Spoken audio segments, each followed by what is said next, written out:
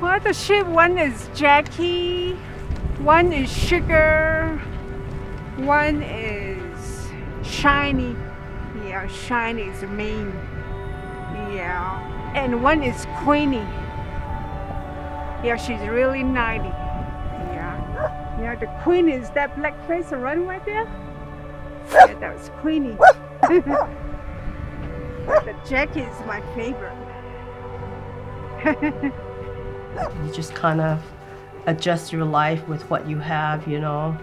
And we used to have lamps that burn oil or fuel of some kind. But I didn't really think about the extent of this major pandemic that happened and what kind of effect it would have on households, you know.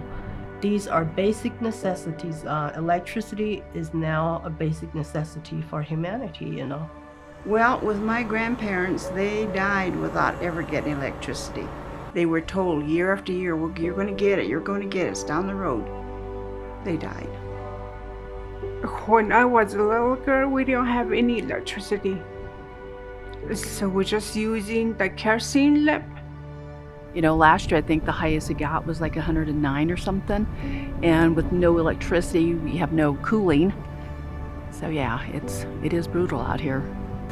Right here we get mostly wind, no rain, no snow. We just get more wind and then the wind's getting stronger too, the wind. I'm just afraid it's going to get worse later on. I grew up without electricity, so I don't even think about it. It's hard, rough. You get up every morning knowing you have to do the same thing over and over, get the animals fed, take care of yourselves. And getting to town is rough, but we do it because this is our ancestral home. We have to do it. I have to get everything done before sunset because by that time there's no more light. You know, that was it. We herded sheep on horses and on foot. Summers we would shear all of our sheep, and I mean, it was just quiet living. My grandkids love to play on these hills here. You come sliding down, have a grand old time. I lived here all my life. Probably like, I'm about 70 years old now. I asked her how much it was going to cost to get electricity out here. And they told me, they quoted me a price, and I told them, I said, I can't afford that, that's too much.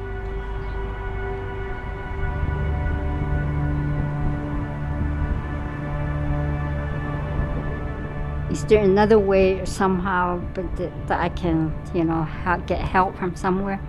And then they told me about Up Navajo. When Mom and Dad were leaving, they called me down here. We just had a little bit of service, and they called me and told me, there's a power pole headed down. So I think it's going to Neva's house. They said there's a big old long line of trucks following it. So, and Mom was excited. As soon as I saw the trucks come in, I said, they're here! And I texted my kids and I told them, I said, they're here! And they were all excited for me. I didn't expect that many vehicles, like a whole caravan. I said, there's a whole caravan here. I was sitting here, and then all of a sudden I heard a big rumble, and I ran to the window, and then I was thinking, then I saw all these trucks coming in, huge trucks, and I watched them put up the poles, and I took pictures of that.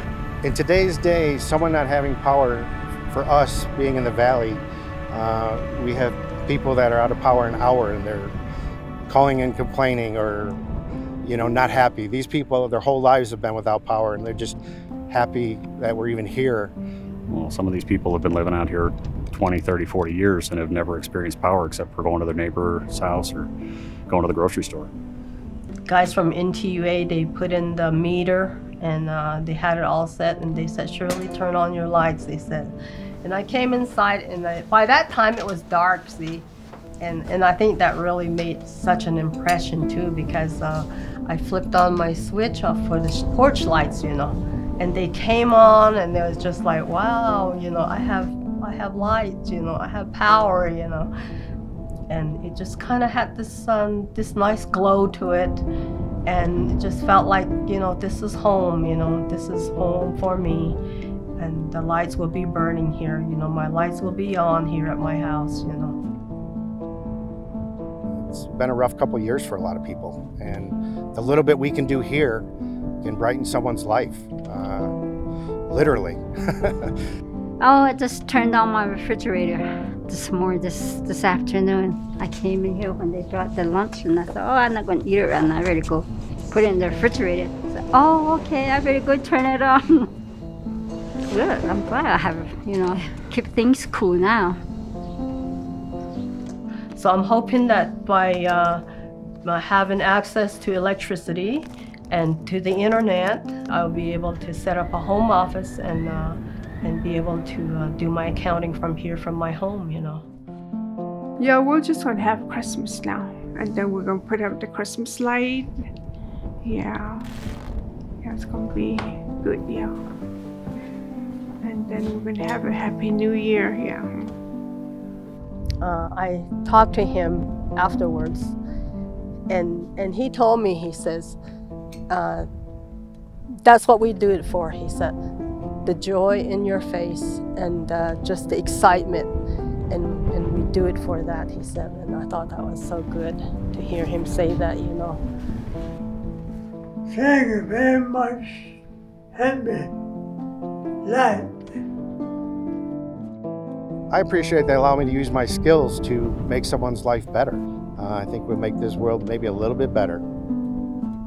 There's a lot of wonderful hospitality coming out of all the people. I mean, they're coming out and saying hi, shaking hands.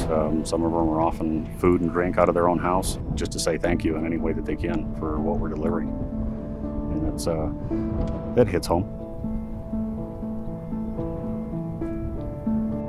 Well, I'm very grateful to them that they did this. They were able to do this for me.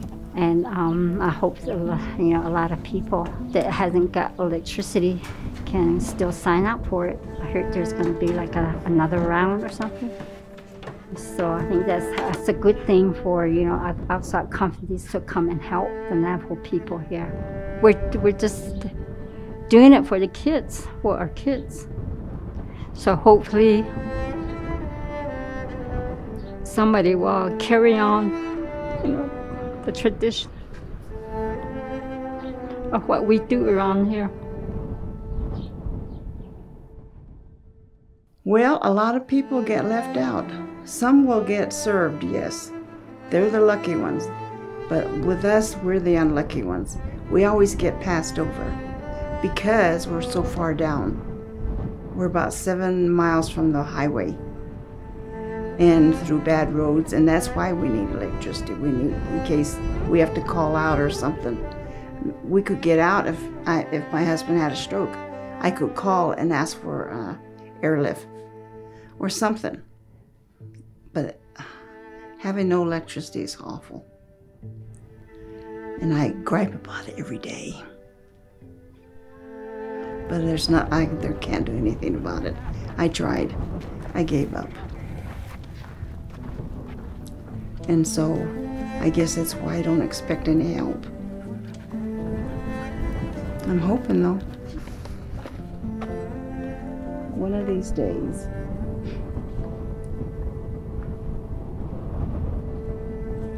Yeah, there's a song that we sing in church, and I come out every morning, and the lyrics of that song says, morning by morning new mercies I see. And I always think of that when I come out here and look to the new morning, the new day that's just beginning.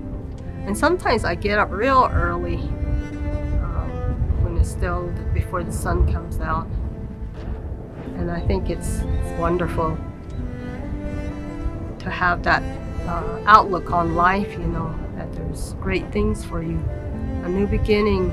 Yesterday's gone, and whatever happened yesterday, that you have a new chance today to make it a better day than days before.